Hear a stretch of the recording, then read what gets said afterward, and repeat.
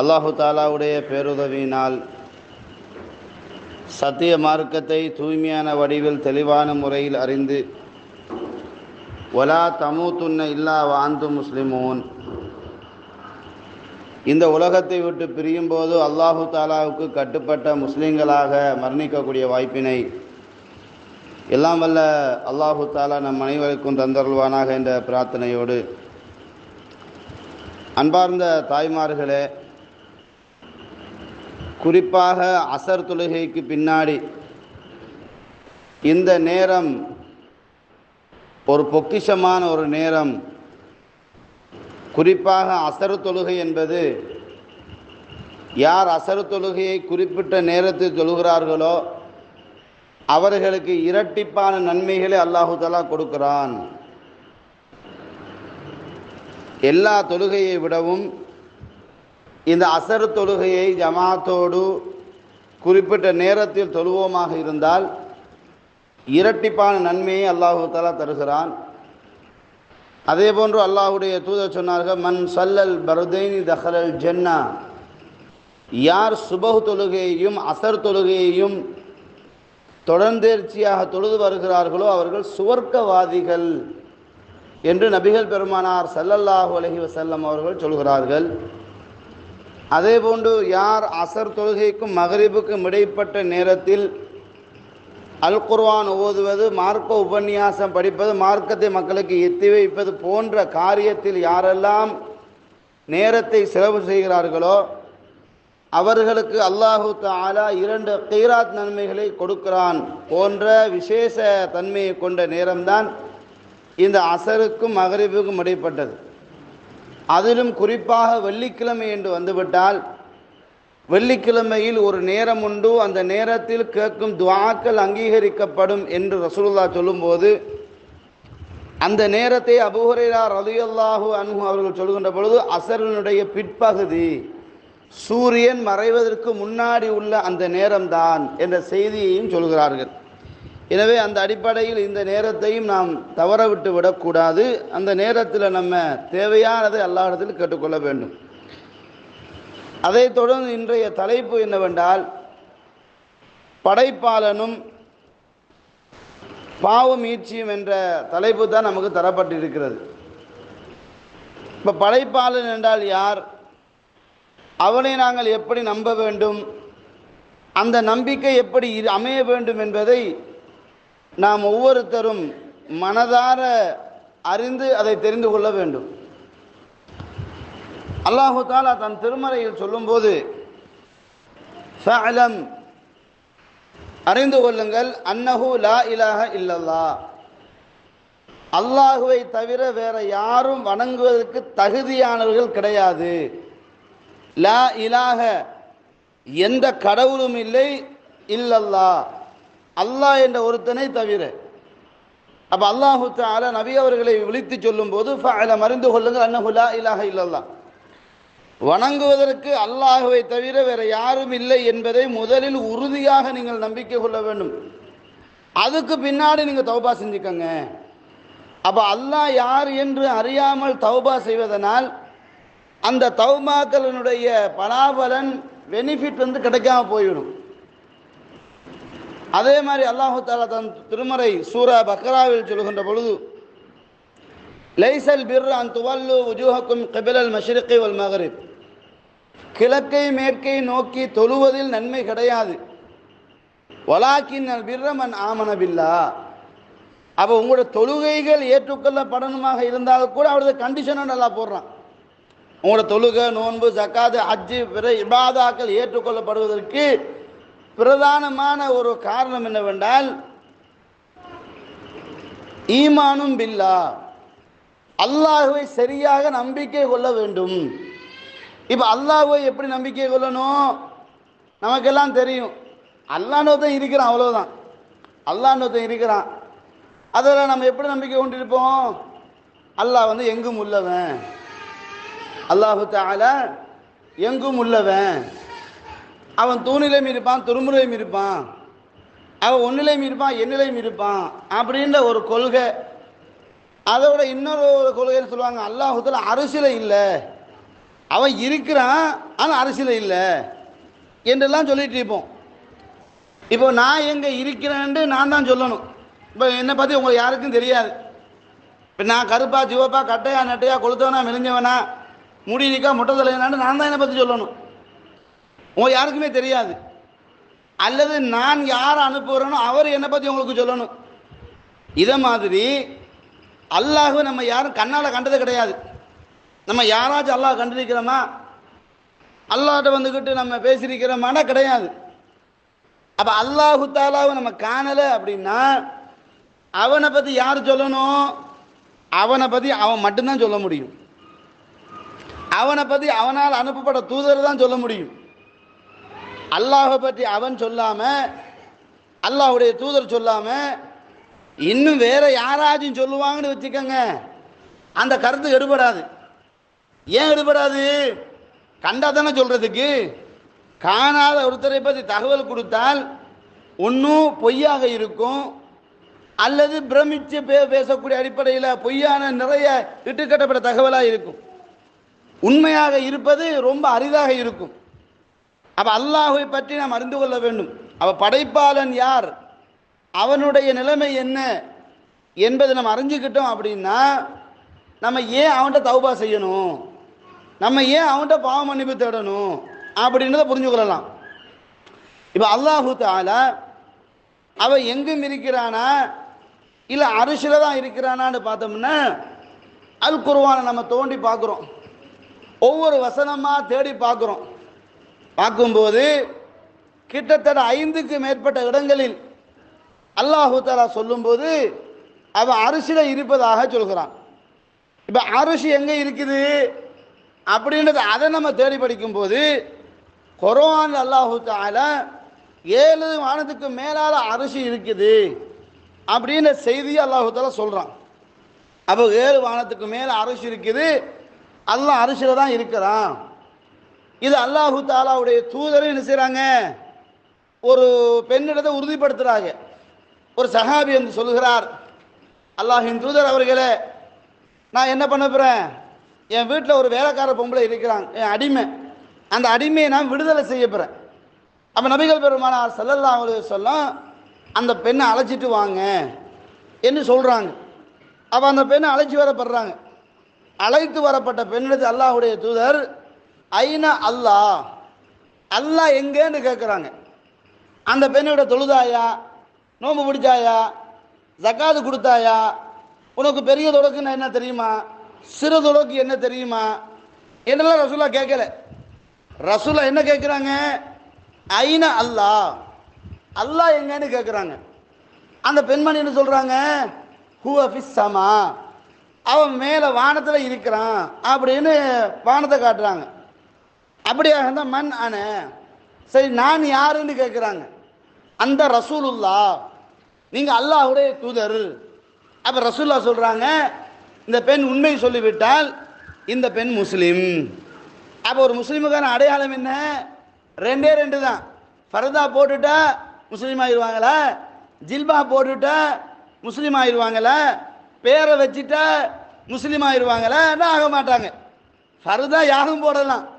ஒரு ஹிந்து பெண்ணு என்ன நினைக்கிறா, என்ன என் கணவனை தான் நான் யாரையும் காட்ட மாட்டேன்னு நினச்சி ஃபுல்லாக மூடிக்கிட்டா, அதனால் ஒரு ஹிந்து பொம்பளை மூடிக்கிட்டா முஸ்லீம் ஆயிடுவாங்களா, ஆக மாட்டாங்க.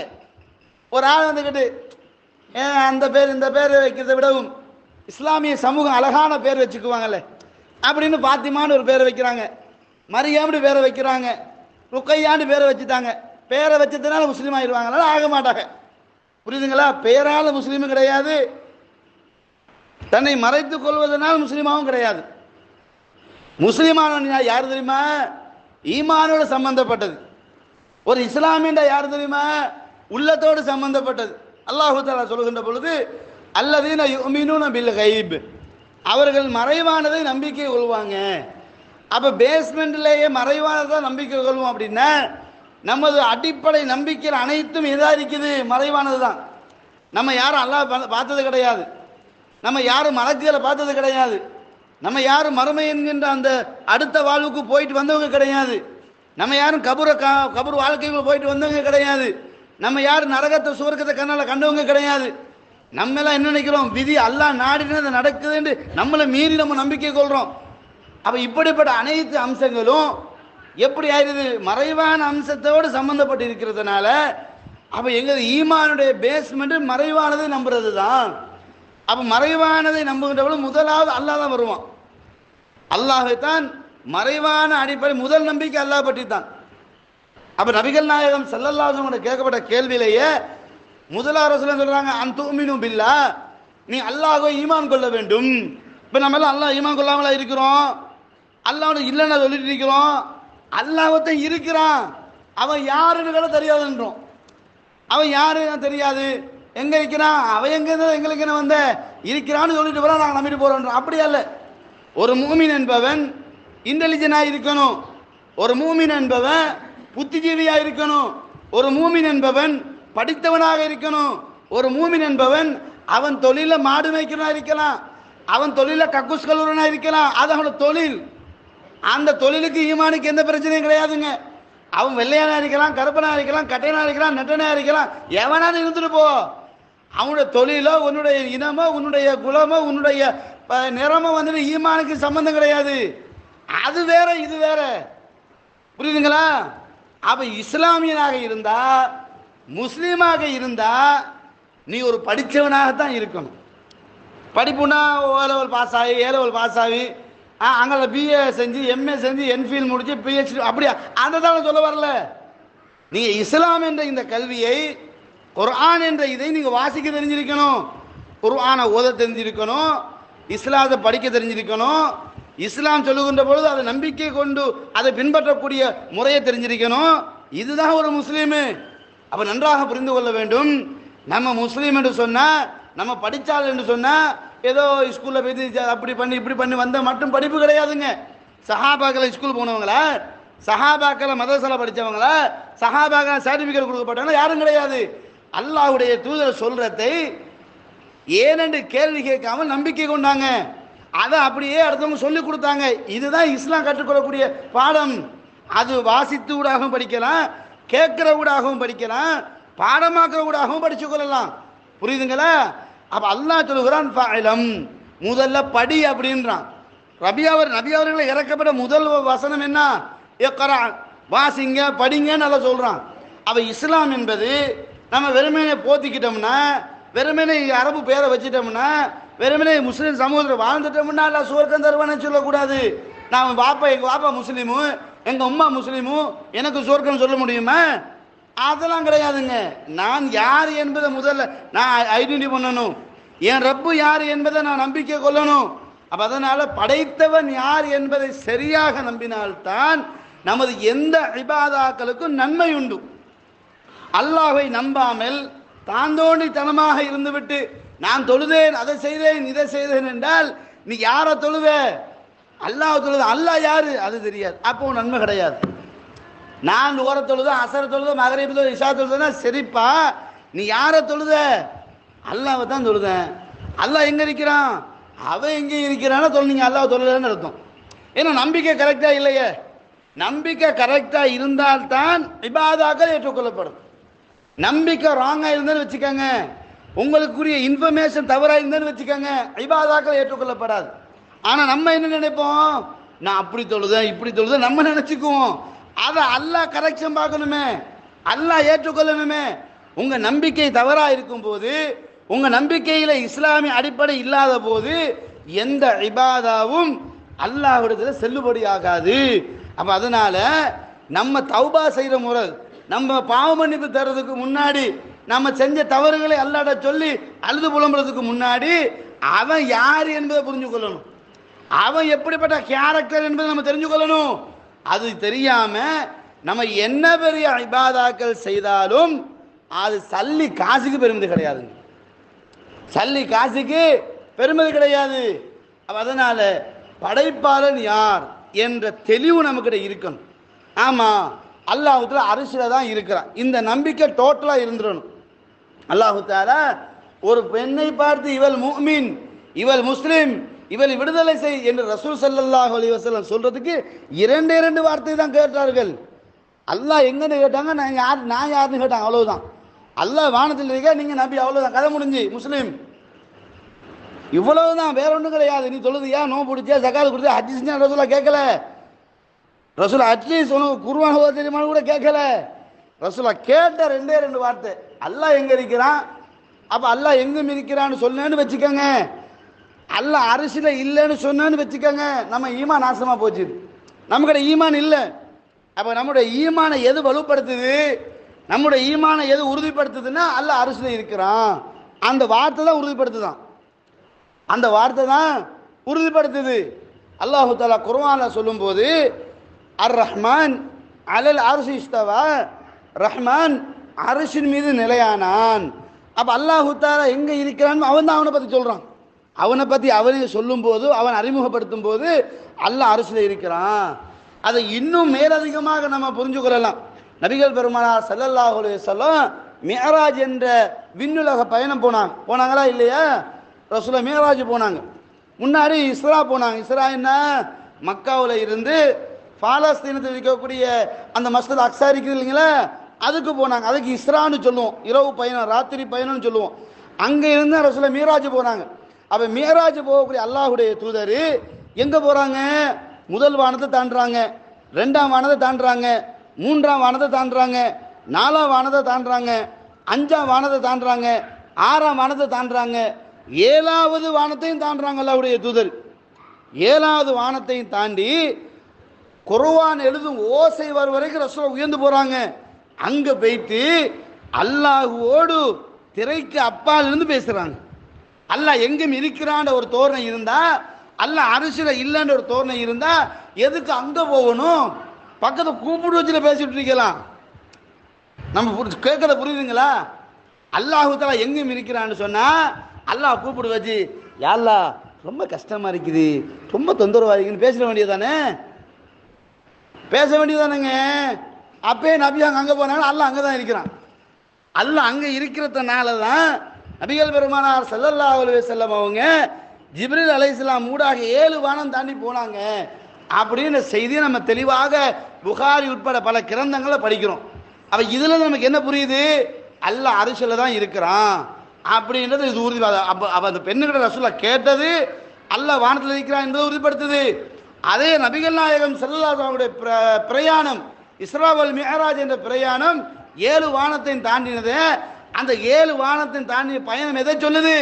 அல்லாஹ் பூமியில இல்ல, அல்லாஹ் தூணில இல்ல, அல்லாஹ் துருமுல இல்ல, அவன் அரிசில இல்ல, வேற இடத்துல இருக்கிற கன்ஃபார்ம் பொய்யானது. அவன் அரிசில தான் இருக்கிறான் என்பதை உறுதிப்படுத்துதா இல்லையா? இன்னும் மேலதிக தகவலாக நம்ம பார்க்கும்போது சூரா ஃபுஸ்ஸிலத்தில் அல்லாஹு தஆலா சொல்கிறான், அதே மாதிரி ஆராஃபில் அல்லாஹு தஆலா சொல்கிறான், அதே மாதிரி ஹதீதில் அல்லாஹு தஆலா சொல்கிறான், அதே மாதிரி சஜதா என்ற சூரா அல்லாஹு தஆலா சொல்கிறான். எல்லா வசனங்களையும் எடுத்து பார்த்தோம்னு சொன்னா அல்லாஹு தஆலா அரிசில இருக்கிறான் அப்படின்னு தகவலை சொல்லுது. அப்ப நம்ம நல்லா புரிஞ்சுக்கொள்ளணும், படைப்பாளன் யார், எங்க இருக்கிறான் கேள்வி, அவன் அரிசில இருக்கிறான், அந்த நம்பிக்கை அழகாக வந்துவிட வேண்டும். இன்னும் ஒருபடி நம்ம போய் ஹதீஸ்ல பார்த்தோம்னு சொன்னா, என்சில ரப்புனா இல ஸமாஇ துனியா, அல்லாஹு தஆலா ஒவ்வொரு நாள் 3வது இரவினுடைய கடைசி பகுதியில் பூமியுடைய வானத்துக்கு இறங்கி வர்றான். அல்லாஹ் தஆலா எங்க இருக்கிறான், எதுக்கு அங்க இறங்கணும் அப்படிங்களா இல்லையா? அல்லாஹு தஆலா தூதர் சொல்றாங்கன்னா, இரவினுடைய கடைசி பகுதியில் அல்லாஹு தஆலா என்ன செய்யறான், பூமியுடைய வானம் இருக்குல்ல, பூமியுடைய வானம் எதுங்க? இந்த நட்சத்திரம் இருக்குல்ல, நட்சத்திரம் இருக்கிறதா பூமியுடைய வானம், அந்த வானத்துக்கெல்லாம் இறங்கி வர்றான். என்சில் ரப்புனா இல ஸமாஇ துனியா, இந்த பூமியுடைய வானத்துக்கெல்லாம் இறங்கி வருகிறான் என்ற செய்தியை நபிகள் பெருமானார் ஸல்லல்லாஹு அலைஹி வஸல்லம் சொல்கிறார்களே. அப்ப அல்லாஹு தஆலா எங்கும் இருக்கிறான் அர்த்தத்துல சொன்னாங்க இல்லதானே? அப்ப எனவே நம்ம சரியான நம்பிக்கை, அல்லாஹ்வுடைய விஷயத்துல கரெக்டான நம்பிக்கை எப்படி வந்துடணும்? அல்லாஹு தஆலா 7 வானத்துக்கு அப்பால் அரிசில இருக்கிறான் அப்படின்னு செய்தியை நம்ம கன்ஃபார்மா நம்பிடணும். இது ஒரு விஷயம்ங்க. அடுத்ததாக அல்லாஹு தஆலா யாருன்னா, அவன் கஃபார், அவன் பாவங்களை மன்னிக்கக்கூடியவன், அவன் உணவளிக்கக்கூடியவன், அவன் பாதுகாக்கக்கூடியவன், அவன் பராமரிக்கக்கூடியவன், அவன் ஏழையாக்கக்கூடியவன், அவன் பணக்காரனாக்கக்கூடியவன், அவன் உயிர் வாழ வைக்கக்கூடியவன், அவன் மரணிக்க செய்யக்கூடியவன், அவன் எல்லா காரியங்களுக்கும் அவன் சக்தி பெற்றவன், அவனை மீறி ஒன்று நடந்து விடாது என்ற அந்த நம்பிக்கை வலுவாக வர வேண்டும். நம்பிக்கை சார்ந்த அம்சங்கள்ல அல்லாஹ்வை கரெக்டா நம்பிடணும். என்ன பிரச்சனை வந்தாலும் ஹஸ்புனல்லாஹு வ நிஅமல் வக்கீல் என்ற வாசகம் உடனடியாக வரணும். இந்த நம்பிக்கை கரெக்டா இருக்கணும். இந்த நம்பிக்கை கரெக்டா இருக்கணும். நம்மள என்ன பண்ணுவோம், பிள்ளைக்கு சுகமில்லைன்னா டாக்டர் டாக்டர் உங்களை விட்டா எனக்கு வேற ஆள் கிடையாதுன்றோம். சொல்றோமா? இந்த வார்த்தை சுருக்கு, இந்த வார்த்தை இணை வைப்பு, இப்படிலாம் சொல்லக்கூடாது. டாக்டரை பொறுத்த வரைக்கும் ஒரு காரண கருத்தா தான். அவர் வந்துட்டு நம்ம ரிக்வயர் பண்ண முடியாது, அவரால் நம்மளை பாதுகாக்க முடியாது. அவரு ட்ரை பண்ண வேண்டியதுதான். அவர் ட்ரை பண்றதுல அல்லாஹ் உத்தரவாதம் பாதுகாத்துருவான். அவ்வளவுதான். இப்போ நம்ம பெனாடோல் போடுறோம், பெனாடோல் போட்டு தலைவலி வைத்திருமா? நம்ம அந்தந்த மாத்திரை எடுக்கிறோம், எடுத்தா நோய் வைத்திருமா? அதெல்லாம் சபபியம்தான். ஆனால் தவக்கல் யார் மீது இருக்கணும்? அல்லாஹ் மீது இருக்கணும். நம்ம என்ன சொல்றோம், அந்த பெனாடோல் போட்டு தலைவலிக்கின்ற பெனாடோல் போடுங்க, அல்லாஹ் குணப்படுத்துவான். அல்லாஹ் முற்படுத்திடணும். எல்லா இடத்துலையும் அல்லாஹ் முற்படுத்திடணும். அதுதான் நம்பிக்கை, அதுதான் ஈமானு.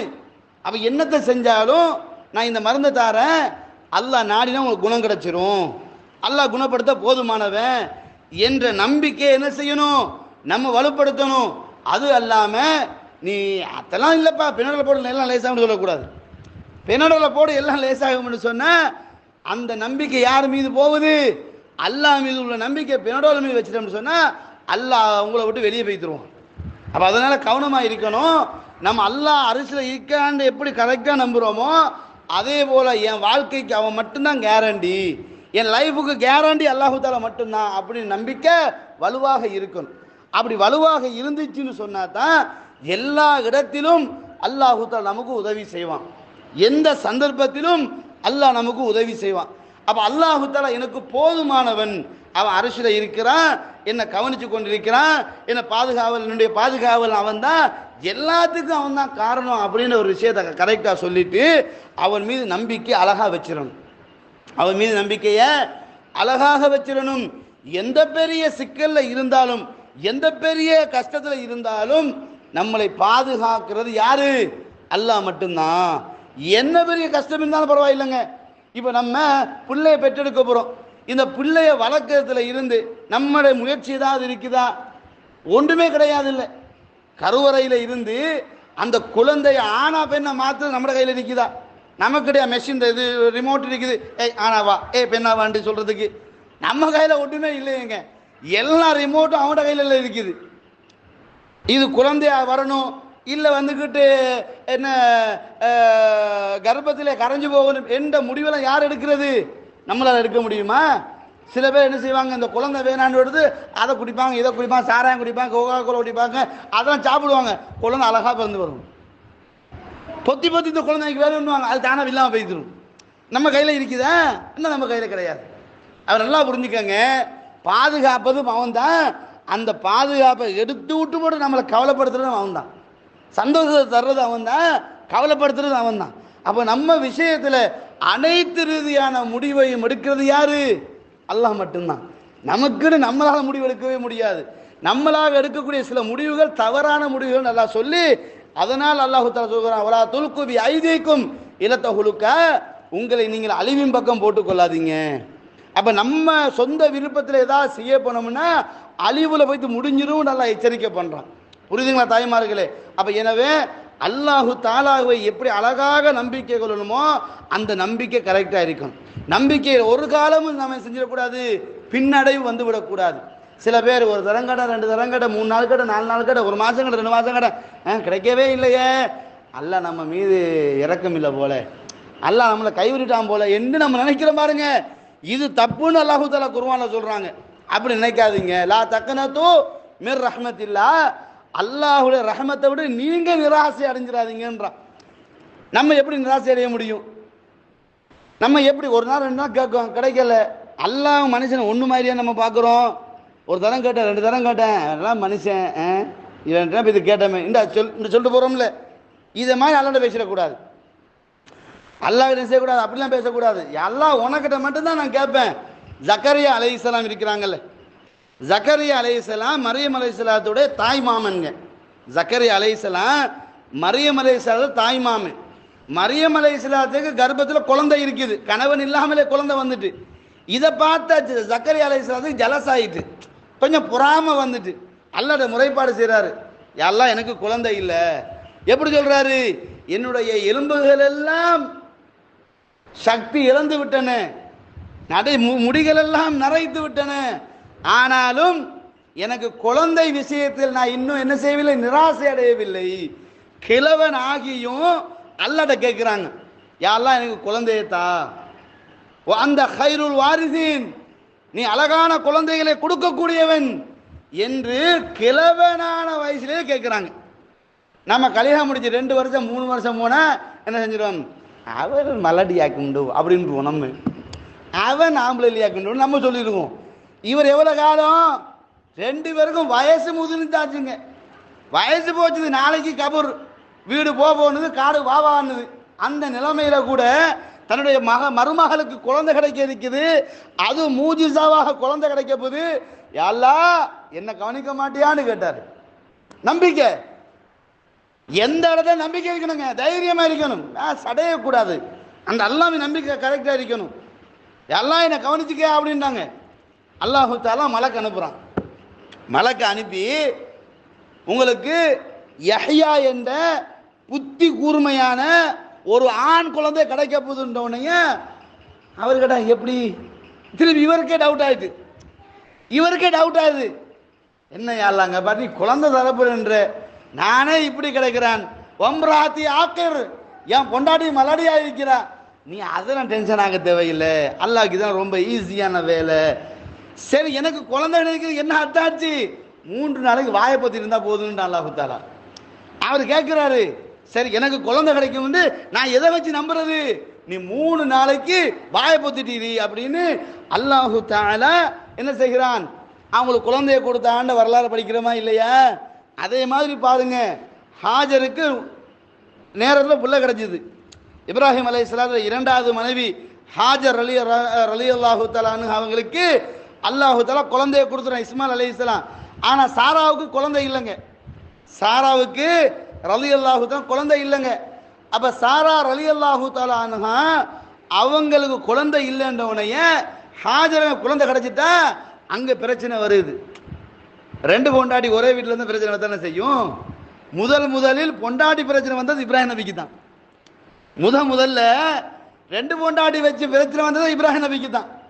அப்போ அங்கே தான் இப்ராஹிம் அலைஹிஸ்ஸலாம் முதல் பிரச்சனை. அவங்க என்ன செய்றாங்க, எடுத்துட்டு ஹாஜர ரலியல்லாஹு மக்களை விட்டுட்டாங்க. விட்டுப்பட்டு திரும்பி போகிறாங்க பாலஸ்தீனத்துக்கு. அங்கே வைத்து வாழுகின்ற பொழுது திருப்பி 2 மலக்கு வந்து சொல்கிறாங்க, உங்களுக்கு குழந்தை கிடைக்க இருக்குது. இது வரைக்கும் 2 பேருக்கு 80 வயசை தாண்டிட்டாங்க. 2 பேரும் 80-90 வயசு தாண்டினதுக்கு பின்னாடி அந்த மலக்கு சொல்கிறா, உங்களுக்கு குழந்தை கிடைக்க போகுது. அவன் மனைவி வெக்கத்தால் சிரித்து கொண்டு, அது எப்படி எனக்கு முடியும், ரொம்ப வயசாச்சுதே என்று சொன்ன பொழுது, அது அல்லாஹ்வுக்கு முடியும், அல்லாஹ்வுக்கு குழந்தை தருவதெல்லாம் பெரிய விஷயமே கிடையாது அப்படின்னு அல்லாஹ் தஆலா என்ன செய்கிறான், அவர்களுக்கு யஹ்யா அலைஹிஸ்ஸலாத்து, அதாவது இஸ்ஹாக் அலைஹிஸ்ஸலாத்தை கொடுத்தான் அப்படின்னு செய்து நம்ம படிக்கிறோம். அப்போ அல்லாஹ் மீது நம்பிக்கை கரெக்டாக இருக்கும்போது அல்லாஹ் தஆலாக்கு வயசெல்லாம் பெருசு கிடையாதுங்க. தர நாடிட்டான்னு வச்சுக்கோங்க, தந்துட்டே போவோம், அவ்வளவுதான். அல்லாஹ் தடுக்க நினைச்சான்னு வச்சுக்கோங்க, எத்தனை டாக்டரை பார்த்தாலும் கிடைக்காது. டாக்டர் சொல்லுவார், இவக்கிட்ட கரெக்டு, ஒரு பிரச்சனையும் இல்லை, உங்கள்கிட்ட எந்த பிரச்சனையும் இல்லை, குழந்தை நிற்கணுவார், 10 வருஷமும் குழந்தைய இருக்காது. ஆனால் டாக்டர்கிட்ட எந்த பிரச்சனையும் இல்லை, அவர் சொல்றாரு 2 பேரும் கரெக்டு தாங்க, உங்களுக்கு எந்த பிரச்சனையும் இல்லைங்க, குழந்தை தரிக்கிங்க அப்படின்றார், 10 வருஷம் குழந்தை இருக்காது. அப்போ அல்லாஹு தஆலா உன்னை நாடினா தான் கிடைக்கும். அல்லாஹ் எதை எப்போ நாடுவானோ அதை அப்போ தான் நாடுவான். அப்போ எனவே அல்லாஹு தஆலா என் மீது அன்பு கொண்டவன், அல்லாஹ் என் மீது இரக்கம் கொண்டவன், அல்லாஹ் என்ன ஒவ்வொரு நாளும் அல்லாஹ் என்ன கவனித்து கொண்டிருக்கிறான். நல்லா புரிஞ்சுக்கோங்க, அல்லாஹு தஆலா எங்களை அனுதினமும் ஒவ்வொரு வினாடியும் நமது அசைவுகளை அவதானித்து கொண்டிருப்போம் அல்லாஹ் மட்டும்தான். கணவன்கிட்ட போய் சொல்லிடலாம், தாய்கிட்ட போய் சொல்லிடலாம், தந்தைக்கிட்ட போய் சொல்லிடலாம், சமூகத்திட்ட போய் சொல்லிடலாம், ஆனால் யார்கிட்ட போய் சொல்ல முடியாது, அல்லாஹ் கிட்ட போய் சொல்ல முடியாது. ஏன்னா அல்லாஹ் எந்த ஒன்றும் மறைஞ்சு போய்விடாது என்ற அந்த வலுவான நம்பிக்கை நமக்கிட்ட இருக்கணும். அதான் அல்லாஹ் பற்றிய நம்பிக்கை. அல்லாஹ் பற்றிய அழகுற நம்பிக்கை கரெக்டாக இருந்தால் நமக்கு எந்த சிக்கலும் கிடையாதுங்க. அப்போ அதனால் அன்பான தாய்மார்களே, படைத்தவனை பற்றிய நம்பிக்கை இரண்டு அடிப்படையில் இருக்கணும். அல்லாஹ் அரிசில இருக்கிற நம்பிக்கை கரெக்டாக இருக்கணும்.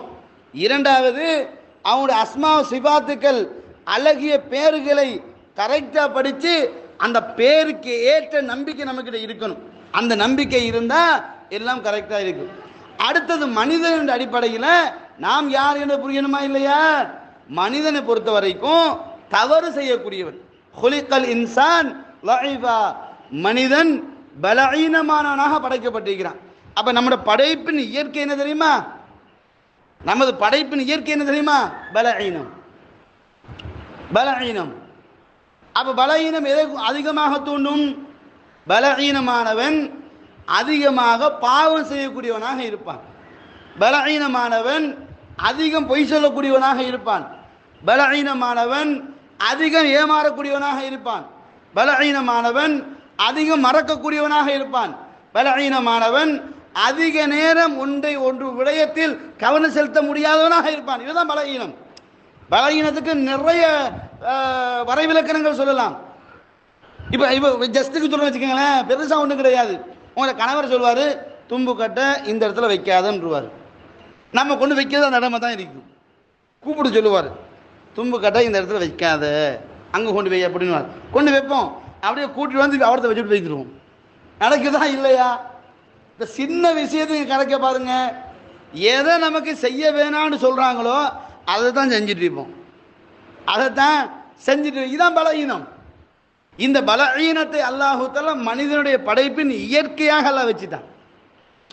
மனிதனுக்கு இயற்கையாகவே அந்த பலவீனத்தை வச்சுட்டான்.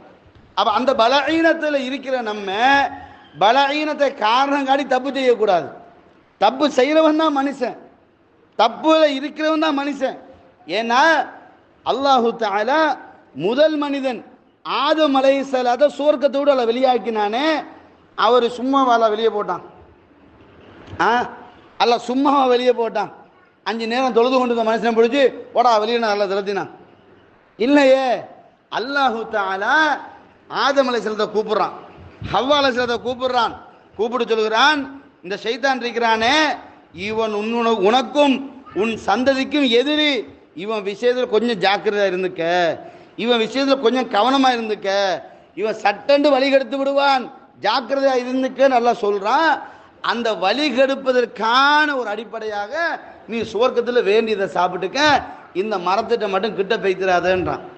இந்த மரத்துக்கிட்ட மட்டும் ஒலா தக்கரபா ஹாதிஹி ஷஜரா, இந்த மரத்துக்கிட்ட நீ பெய்திடக்கூடாது அப்படின்னு அல்லாஹ்வுத்தாலா மரத்தை காட்டி கொடுக்குறான். இதுக்குள்ள ஒரு மரம் ஒன்று இருக்குது, அந்த மரத்துக்கிட்ட மட்டும் போகக்கூடாதுன்னு நல்லா சொன்னானா.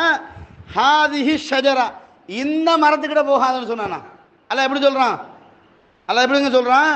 இந்த மரத்தை குறிப்பிட்டு காட்டி என்ன மரம்னுலாம் தெரியாது, அங்கே இருந்த மரத்தில் ஒன்று, இந்த மரத்துக்கிட்ட நீ போகக்கூடாதுன்னு அல்ல சோதனைக்காக ஒரு மரத்தை வச்சு, சோதனைக்காக ஒரு மரத்தை வச்சு அதையும் ஐடென்டி பண்ணி வச்சு, இன்னும் அல்லாஹ் தங்க பாரு, இந்த மரத்துக்கிட்ட நீயாக போக மாட்ட, இந்த ஷைத்தான் இருக்கிறானே இவன் தான் போக வைப்பான், எனவே அவன் வார்த்தையை கட்டுப்பட்டுறாத என்றெல்லாம் அல்லாஹு தஆலா சொல்லி எல்லாத்தையும் கொடுத்ததுக்கு பின்னாடி மனிதன் பலவீனமானவன் என்று உறுதிப்படுத்துறதுக்கு அதுவே பெரிய ஒரு சான்றாக போய்விட்டது. அதுவே பெரிய ஒரு சான்றா போய்விட்டது. அப்போ இப்லீஸ் வந்துக்கிட்டு ஆதம் அலைஹிஸ்ஸலாத்தை எவ்வளவோ துடிச்சான். அவர் அல்லாஹ் சொன்னான்டா உன்னை பார்த்தின்னு முடிவெடுத்துட்டாரு. இப்போ இவனுக்கு வேற வழி கிடையாது. இப்போ எங்கே போகிறான்? ஆதம் அலைஹிஸ்ஸலாத்தை மனைவி கிட்ட போகிறான். அவங்க பேர் என்ன? ஹவ்வா. ஹவ்வா கிட்ட போய்த்து அந்த மரத்தை பற்றியான ஆசையை கொடுக்குறான்.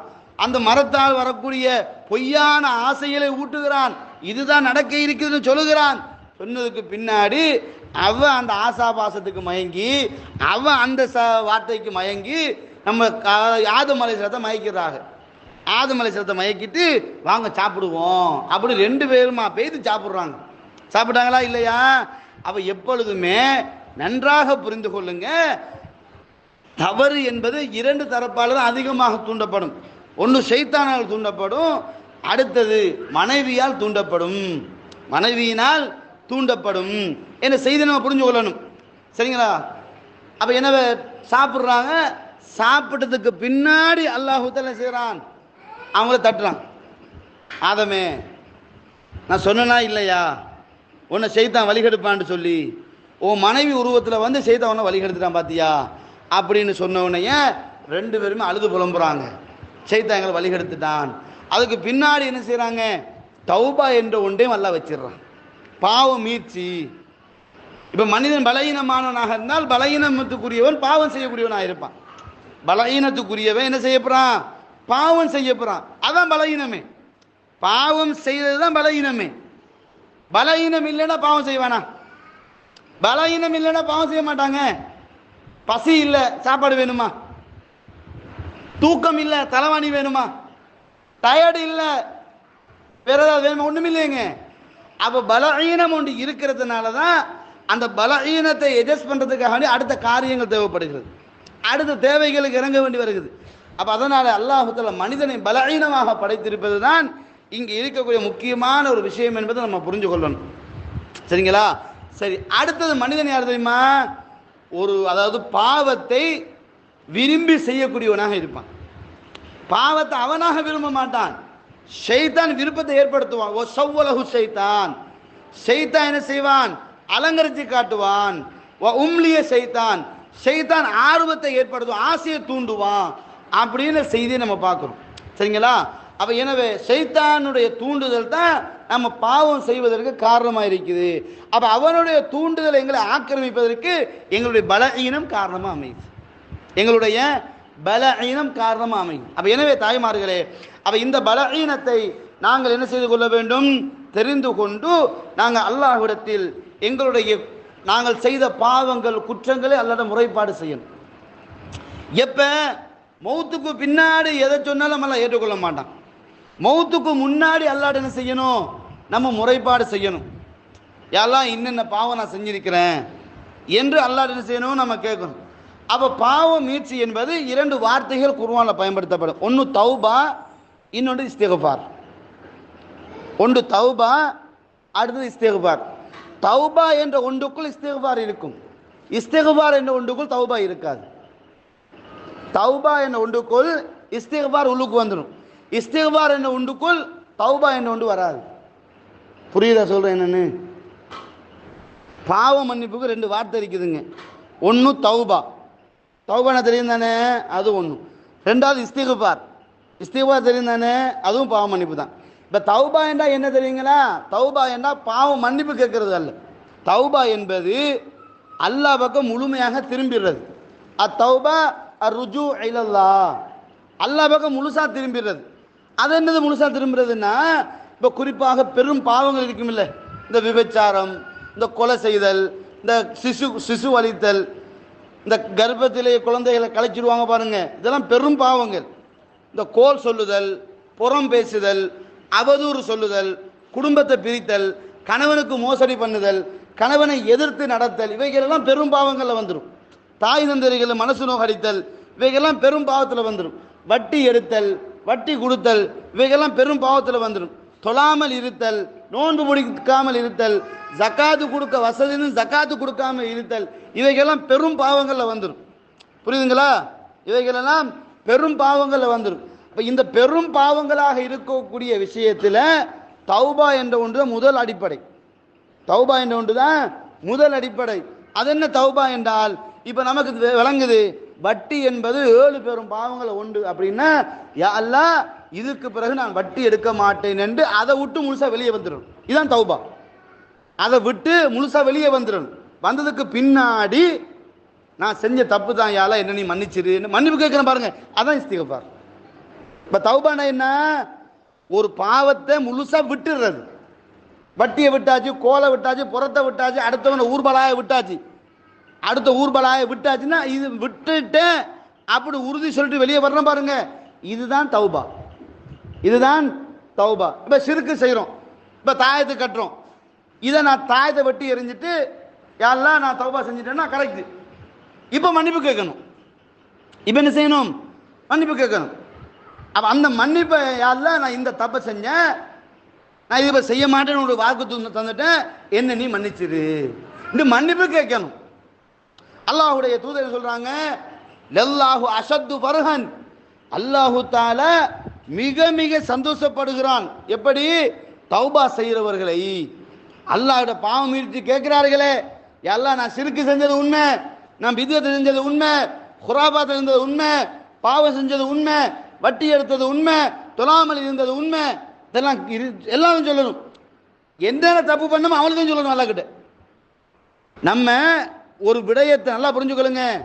இப்போ நம்ம வட்டி எடுக்கிறோம், நம்ம புறம் பேசுகிறோம், நம்ம கோல் சொல்கிறோம், தொழாமல் இருக்கிறோம். யாரெல்லாம் நான் தப்பு செஞ்சிருக்கிறேன்னு சொல்லி போட்டு அந்த தப்பை ஐடென்டிஃபை பண்ணணுமா? நான் வட்டி எடுத்திருக்கிறேன் என்று சொன்னால், இப்போ நீங்கள் எதுக்காக தௌபா செய்றீங்க? வட்டிக்கு மட்டும்தான் தௌபா செய்றீங்க. நீங்கள் கோல் சொன்னது தௌபா செய்யலை. ஏன்? நீங்கள் என்ன பாவம் செஞ்சீங்க என்பதை ஐடென்டிஃபை பண்ணணும்.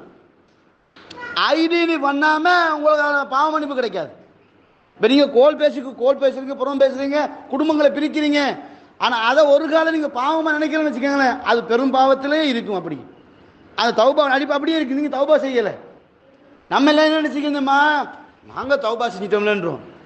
தௌபா என்ன தெரியுமா? குறிப்பிட்ட பாவத்தை சொல்லி அள வேண்டும். நான் இந்த பாவம் செஞ்சேன், இன்னென்ன பாவம் செஞ்சேன், இத்தனை குடும்பத்தை பிரித்தேன், இத்தனை பேர் வாழ்க்கையை நாசமாக்கினேன், இத்தனை பேர் வாழ்க்கையை குலைச்சி போட்டு குடும்பத்தை சின்னாபின்னமாக்கினேன் அப்படியே சொல்லணும். அல்லாஹ் கிட்ட சொல்லி இதுக்கு பிறகு நான் செய்ய மாட்டேன் யா அல்லாஹ் அப்படின்னு அதிலிருந்து வெளியே வந்துடும். அது தௌபா. திருப்பி என்ன செய்யணும்? என்ன நீ மன்னித்து விடுவாயாக என்று கேட்கணும். இப்போ தௌபா ரெண்டு வகைப்படும். ஒன்று அல்லாஹ்வுக்கும் மனுஷனுக்கும் உள்ள தௌபா, இன்னொன்று மனிதனுக்கும் உள்ள தௌபா. மனிதனுக்கும் இல்லை. அல்லாஹ்விடம் தௌபா செஞ்சிடறோம், மனிதனுடைய இஸ்திக்பார் செய்யணும். இப்போ ஒருத்தனுடைய வாழ்க்கையை நம்ம பிரிச்சுட்டாங்க, ஒருத்தன் மீது நம்ம பொய்யான விஷயத்தை விட்டு கட்டுறாங்க, அவன்கிட்ட பெய்த்து நம்ம மன்னிப்பு கேட்கணும். இந்த பாருப்பா, ஏதோ அன்றைக்கு வந்த கோபத்தில் உன் மீது தப்பான ஒரு வார்த்தையை பேசிட்டேன், உன் மனைவி தப்பாக நான் பேசிட்டேன், அல்லாஹ்வுக்காண்டி என்னை மன்னிச்சிரு என்று அவன்கிட்ட கேட்காத வரைக்கும் அல்லாஹ் ஒரு காலம் மன்னிக்க மாட்டான். நீங்கள் 1000 வருஷம் ஹஜ்ஜி செஞ்சாலும் 1000 தௌபா செஞ்சாலும் அவன் மன்னிக்காத வரைக்கும் அல்லாஹ்விட்ட உங்களை மன்னிக்க மாட்டான். புரியுதுங்களா? நம்ம சொல்றது என்னன்னு, தௌபா அல்லாஹ்விட மட்டும் தான் செய்யணும், மனுஷனை செய்ய முடியாதுல்ல.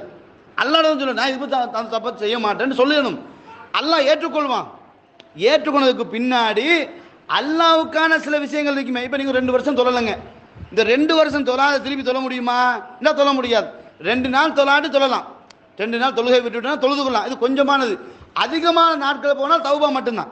எல்லாம் நான் செய்யாமல் இருந்துட்டேன், என்ன நீ மன்னிச்சிரு, இதுக்கு பிறகு நான் எந்த பாவத்தை செய்ய மாட்டேன், நான் தொழுவேன் என்று அல்லாஹ் எக்ரிமெண்ட் பண்ணிடுறோமா? எக்ரிமெண்ட் பண்ண எக்ரிமெண்ட் எடுத்துருவான். எக்ரிமெண்ட்டும் அல்ல உடனே என்ன செஞ்சிருவான்? கை சாத்து போய் எடுத்துருவான். அதுக்கு பின்னாடி அந்த தப்பு செய்யக்கூடாது, தொடர்ந்து நான் செஞ்சுட்டு போகலாம். அதே மனுஷனுக்கு மத்தியில் பாவம் வச்சேன்னு வச்சுக்கோங்களேன், உமாவை ஏசிரிப்போம், பாப்பாவை ஏசிரிப்போம், கணவனை திட்டிருப்போம், கணவன் தாய் தந்தையை ஏசிரிப்போம், கணவன் குடும்பத்தை பிரிக்கிற மாதிரியான ஐடியாக்கள் போட்டுருப்போம். இது தௌபாவுடைய அடிப்படை தான். தௌபா செஞ்சு தான் ஆகணும். ஏன்னா சிலத்த ரஹம் இருக்குது, இரத்த உறவு இருக்குது, இது அல்லாஹ் கிட்ட வச்ச எக்ரிமெண்ட் உண்டு. நீங்கள் நானாக ரத்த உறவு எடுக்க உங்களால் முடியுமா? வாப்பா செலக்ட் பண்ணுறதுக்கு உங்களால் முடியுமா? உங்களை அம்மா செலக்ட் பண்ணுறதுக்கு உங்களால் முடியுமா? உங்களுக்கு ஆம்பளை பிள்ளை செலக்ட் பண்ணுறதுக்கு உங்களால் முடியுமா? உங்களை பொம்பளை பிள்ளை செலக்ட் பண்ணுறதுக்கு? ஆனால் கணவனை மட்டும்தான் செலக்ட் பண்ண முடியும். உண்மையா பொய்யா? மனைவியை மட்டும்தான் செலக்ட் பண்ண முடியும். ஆனால் மற்ற 4 உறவும் அல்லாஹ் செலக்ட் பண்ணுறது. அப்போ அந்த உறவில் நீங்கள் கையடிச்சேன்னு வச்சுக்கோங்க, உலகமே ஒன்று சேர்ந்தாலும் தௌபா கிடைக்காது. அப்போ அதனால் அல்லாஹ் கிட்ட நம்ம என்ன செய்யணும்? யா அல்லாஹ், என் குடும்பத்தை விட்டு நான் பிரிஞ்சிட்டேன், என் தாய் தந்தையை விட்டு நான் விரட்டிட்டேன், என் கணவனுடைய கணவனுடைய தாய் தந்தைய மாமா மாமியார் கொடுமைப்படுத்திட்டேன், என்ன நீ மன்னிச்சிருன்னு அல்லாஹ் கிட்ட மன்னிப்பு கேட்டுட்டு அல்லாஹ் என்ன செய்வானாம்? ஓகே என்று சொல்லிட்டு உன் அம்மா கிட்ட போய் மன்னிப்பு கேளு, உன் வாப்பா கிட்ட போய் மன்னிப்பு கேளு, உன் கணவன் போய் மன்னிப்பு கேளு, உன் அண்டை விட்டாண்ட மன்னிப்பு கேளு, உன் சாட்சியில மன்னிப்பு கேளு. அவங்க மன்னித்தால் உன்னை நான் மன்னிக்கிறேன். ஏன் தெரியுமா? அது அவங்களோட உரிமை. அல்லாஹ் அக்பர். அப்ப எனவே தௌபாவுடைய 2 விஷயத்துல, தௌபா என்று சொன்னால் நாங்கள் செய்த பாவத்தை அல்லாஹ்ட்ட முறைப்பாடு இந்த பாவம் செஞ்சிருக்கிறேன், நான் களவெடுத்திருக்கேன், கொள்ளையடிச்சிருக்கேன், விபச்சாரம் பண்ணிக்கேன், அது பண்ணிக்கேன், இது பண்ணிக்கேன்னு சொல்றது.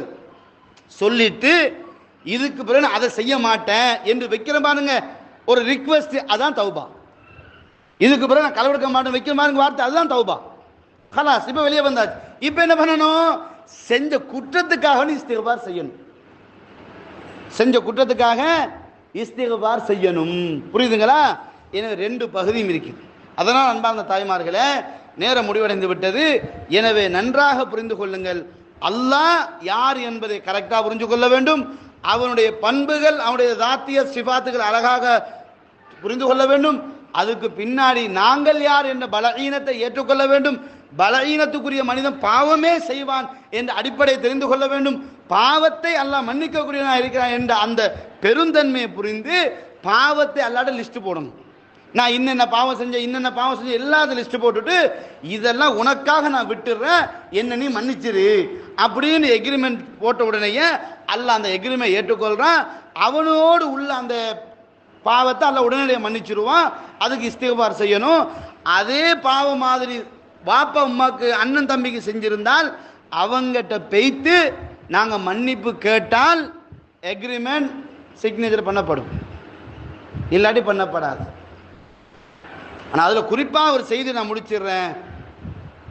நம்ம நைட்டில் செய்கிற பாவத்தை பகலில் பப்ளிசிட்டி பண்ணினால் அல்லாஹ் அந்த பாவத்தை மன்னிக்க மாட்டான். இப்போ நைட்டில் நம்ம ஒரு பாவம் செஞ்சுட்டாங்க, நம்மளும் மறைச்சிடும், அல்லாஹ் மறைச்சிட்டாங்க. பகலைக்கு வந்து நான் யார் தெரியுமாடா, அந்த கோழியை களவெடுத்துன்னு நான் தாண்டான்றது.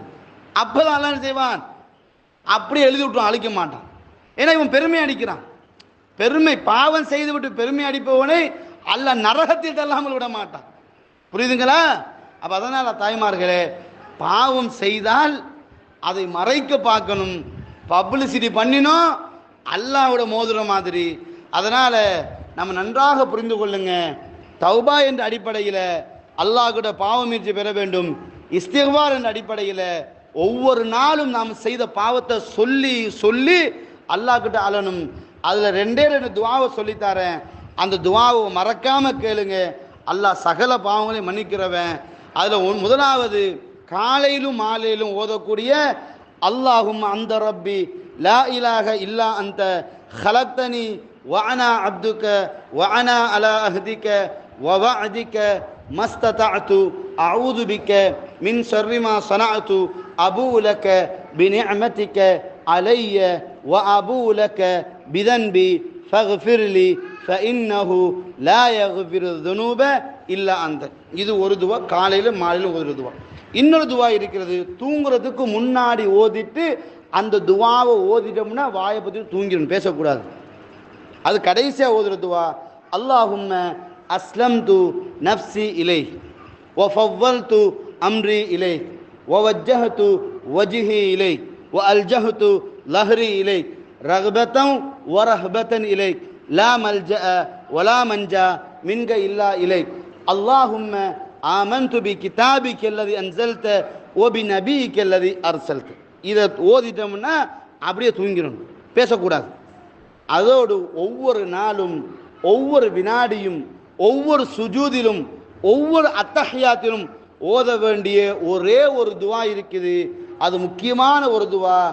ரப்பனா ஆத்தினா ஃபித் துனியா ஹஸனத்தன் வ ஃபில் ஆஹிரதி ஹஸனத்தன் வ கினா அஸாபன்னார். இந்த துஆவை ஓதினால் அல்லாஹ் சகல பாவங்களையும் மன்னித்து விடுவான் என்பதில் மாற்று கருத்து கிடையாது. எனவே அன்பார்ந்த தாய்மார்களே, இந்த பயானில் 4 விடயம் உங்களுக்கு தெளிவுபடுத்தியிருக்கிறேன். முதலாவது, படைப்பாளன் யார், அல்லாஹ் எங்கே இருக்கிறான், அவனுடைய அஸ்மா சிபாத்துக்களை எப்படி நம்ப வேண்டும் என்ற சுருக்கமான ஒரு உரையும். இரண்டாவதாக தௌபா இஸ்திக்பார். தௌபா என்பது அல்லாஹ்விடத்தில் மட்டும் பாவ மீட்சிக்கான எக்ரிமெண்ட் போடுவது. இஸ்திக்பார் என்பது தான் செய்த பாவத்தை சொல்லி மன்னிப்பு கேட்டு அழுது புலம்புவது. அதில் 2 வகை இருக்குது. ஒன்று, அல்லாஹுக்கு செய்ததை அல்லாஹ்விடத்தில் பாவ மன்னிப்பு கேட்க வேண்டும், அல்லாஹ் மன்னித்து விடுவான். இரண்டாவது, அல்லாஹ் மன்னிக்க மாட்டான் மனிதனுக்கு செய்த பாவத்தை மனிதன் மன்னிக்காத வரைக்கும் என்ற தகவலோடு விடைபெறுவோம். எல்லாம் வல்ல அல்லாஹு தஆலா மறுமை வாழ்க்கையை சுவர்க்கத்துக்குரிய வாழ்க்கையாக, இந்த உலக வாழ்க்கையை அதற்காக வேண்டி பயன்படுத்தக்கூடிய ஒரு சாதனமாக விடமாக அல்லாஹ் மாற்றுவானாக. ஹாதா இல்மி வல் இல்மு இன்தல்லாஹ் வஸ்தக்ஃபிரூஹு இன்னஹு ஹுவல் கஃபூருர் ரஹீம்.